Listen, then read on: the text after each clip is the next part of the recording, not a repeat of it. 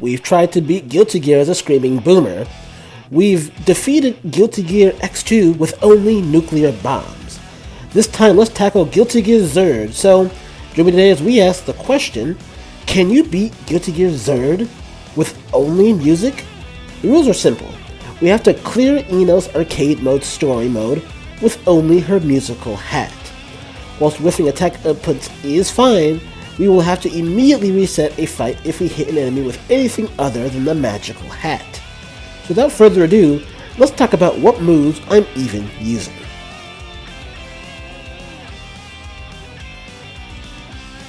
For this challenge run, Ino has two moves we can use. The one we are doing the most is Antidepressant Scale, in which her hat spews out a green magical music note which travels in the direction it was fired. Notably, this note is one that can be manually controlled by the player. Antidepressant Scale is also notably a move that works whilst in midair, which should hopefully unlock new avenues of attack for us. However, it isn't perfect. Notably, unlike Nuclear Bomb from the last run, this move cannot get a knockdown on the enemy, only one can be fired at a time, and it's relatively predictable. The only other move is Ino's launch move, in which she creates a living loudspeaker which creates a musical shockwave. If it lands, it launches the opponent away from you. It is a bit hard to pull off the move, but the idea is that it will allow us to create space where our Antidepressant Scale cannot. Last thing I want to note here is my fight settings are 2 rounds per fight, starting at Maniac difficulty and 99-second time limit. So that all explained, let's move on to Who Dares to Enter the Mayhem? Ino versus May. May, a tried and true easy character. Surely against this wannabe pirate, I will simply secure a quick and easy victory. Okay, well, first time jitters, I'm sure I'll be okay. Okay, fine, I died 4 whole times to May, and they weren't even particularly close battles at that. So what is going on here? How am I losing so badly? Well, as you can see in the footage, the number one problem here is that May, frankly, does not want to give me any space. In the older games, the AI was perfectly happy to respect my space, and at least with nukes they had knockdowns, but here, our massive musical notes do little to halt May's onslaught.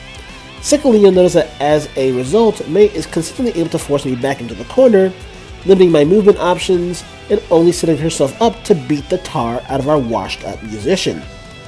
And finally, there is the fact that our one and only spacing move, the loudspeakers, is such a slow move to come out that we are being pressed so much I simply wasn't able to pull it off.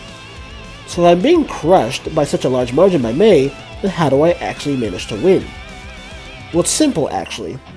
Whilst I start out on Maniac difficulty, Zerd actually adjusts the difficulty based on your performance, and I got obliterated so hard I went down to easy mode, which is what finally allows me to get the knockout on May, but it's not a promising start.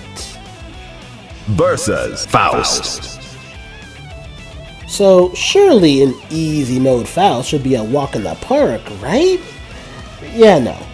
Let's discuss what makes Faust a difficult fight. His gimmick is that he's extremely unpredictable as he floats across the screen or teleports to either side of the map. Not to mention, he has a particularly long range with his massive scalpel, and his weird movements make him a particularly tricky opponent to hit. Whilst I never take a single loss to Faust, this is bad for 2 reasons. Firstly, I barely win both rounds of the fight with the Doctor, and secondly, the more I win, the higher the difficulty, which only comes back to bite me in the future, believe that. But for now, we do win and we move on to Versus Venom. Next up is a character I've never battled before in any of my previous runs. The villainous pool player known as Venom. Now he has a unique skill set, firing pool balls with various effects that work both to zone the opponent and clutter the screen. So how does our one-note wonder manage to match up? Well, actually, it's relatively fair. You see, unlike Faust and May, Venom doesn't constantly hound us at close range. It becomes a battle of who can hit who more, and for once, we can. By the end of the second round, some weird-ass event tries to start up, and a timer begins counting down. And somehow, by the skin of my teeth, we managed to KO Venom the nanosecond that countdown ends. Our difficulty has raised to normal, and surely there's no one on this earth, this game, that could possibly stop the warpath I've been on. Versus Chipp Zanuff. Well, yeah, that would do it. Back down to easy difficulty, I guess. So what's going on with Chipp Glass Cannon Zanuff, a character we have always seemed to have died at least once per run to? Well, as usual, it is his extremely fast movement speed and his teleportation that are the problem. His teleportation gives him a free way around our slow-moving musical fire, and he tends to hit fast and hard up close, which leaves us near helpless once he gets past our defenses, and as you can see on the run he won, he pretty much comboed us out of existence, with us having little counterplay in the matter. On the run I win, I think the tide turned because I finally learned to use our loudspeaker move. As you can see, we landed successfully. It sends Zanuff to the other side of the screen, buying us much needed time to continue hitting him with our one-note onslaught until the weeb finally bites the dust. Versus Ramlethal Valentine. Ramlethal Valentine, the final battle, what I call the mid-game of the run. Ramlethal's gameplay involves her two massive buster swords she can send flying my way, which do enormous damage.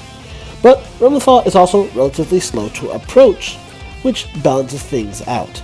I thought I was in for a very easy win against her, but Ramlethal quickly showcased she is not to be underestimated, as she beat me down to what I have to imagine was literally 1 HP that had me scrambling like a rat to retreat and fire off one last musical blast. One round move and I easily could have lost the round. On round 2, Ramlethal was still on business as she not only unleashed a giant laser that absolutely would have doomed me if I hadn't instinctively blocked, as well as pummeling me into the other side of the screen, which decimated my health.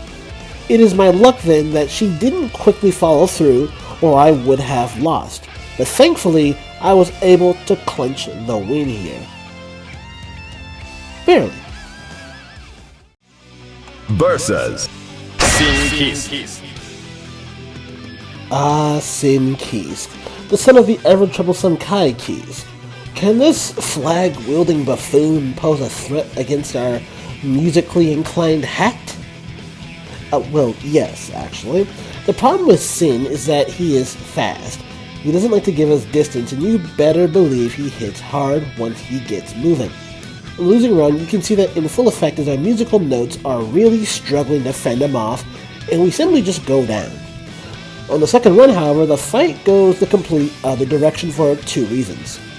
The young fool has a hunger meter, meaning to top off his stamina, he constantly has to gobble down food, which gives us an opening to attack.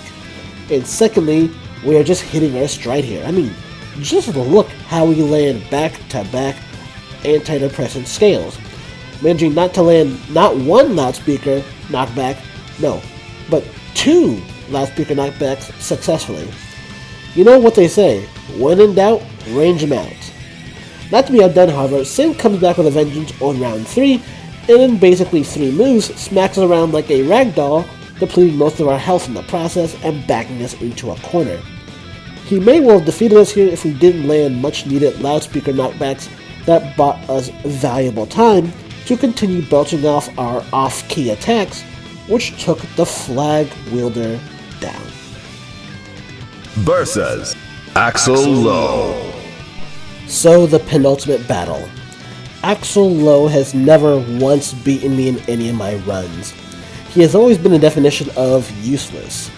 Coupled with the fact that he is an absolute simp for Eno means this should be an easy match, right? Wrong.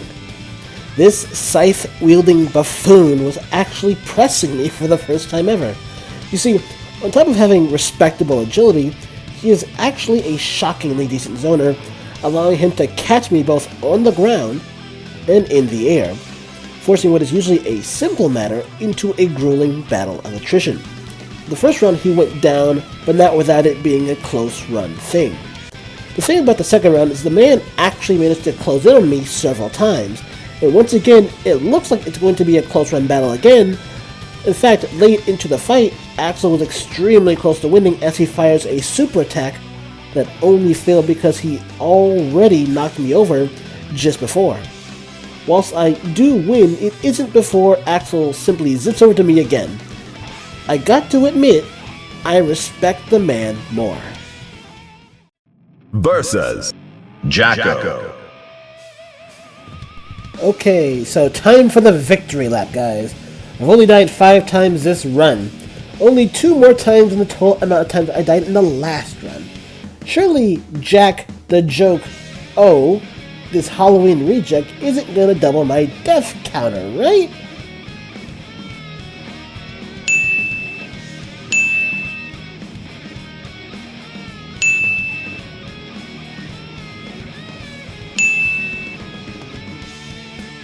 Oh, she doubled my death counter. Well, going from 5 to 10 deaths, what exactly is going on here? Simply, I'm getting what I deserve for all the range move challenge runs I've done. Jacko sets up these enemy spawners on the ground that, as you'd expect, begin the process of creating minions that clutter the screen.